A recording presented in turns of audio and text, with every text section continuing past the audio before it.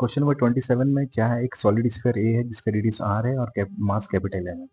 इसको हम लोग क्या करें, अटैच कर रहे हैं एक स्मॉलर सॉलिड स्फीयर से बी जिसका रेडियस स्मॉल आर दिया हुआ है और इसका मास स्मॉल एम दिया हुआ है। क्वेश्चन में बोल रहा है जो मोमेंट ऑफ इनर्शिया है ना सिस्टम का, calculate about A vertical axis passing through the centre of is I है, और जब बी के थ्रू जब पास करता है तो उस केस में हो जा रहा है आई बी। हमें कैलकुलेट करना है आई ए माइनस आई बी का वैल्यू। इस क्वेश्चन को सॉल्व करने के लिए सबसे पहले हम लोग को थ्योरम ऑफ पैरेलल एक्सिस देखना होगा। According to the theorem of parallel axis, I is equal to I C plus M into D square.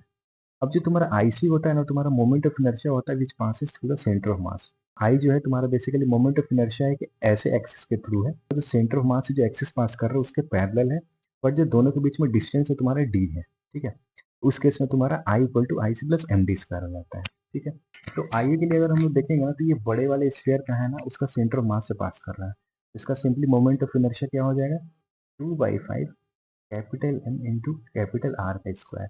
अब इसका मोमेंट ऑफ इनर्शिया क्या होगा, अब इसका मोमेंट ऑफ इनर्शिया हम लोग को इस एक्सिस के अलाउ निकालना है। अब जो इसका मोमेंट ऑफ इनर्शिया ना इसके अपने सेंटर ऑफ मास से होगा ना, उसका वैल्यू हो जाएगा 2/5 एम आर स्क्वायर।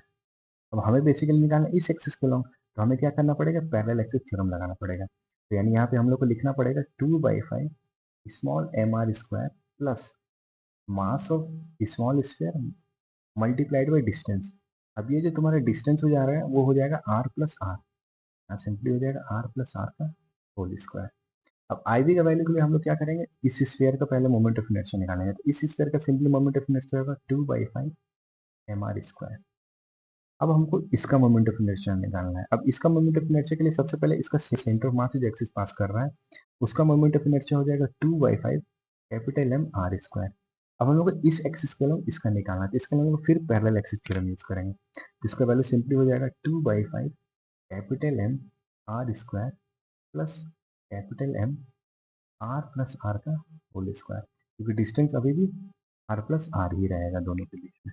अब आई ए माइनस आई बी अगर हम लोग को करना है तो सिंपली क्या होगा, देखो ये टर्म और ये टर्म दोनों कैंसिल आउट हो जाएगा। कौन सा टर्म बच जाएगा, बस ये दोनों टर्म बच जाएगा। I A minus I B equals M minus M multiplied by R plus small R का होल स्क्वायर। अब ऑप्शन में चेक कर लो, तो ऑप्शन में तुमको दिखेगा M minus M R plus R का होल स्क्वायर, यानी option number 2 is the correct answer.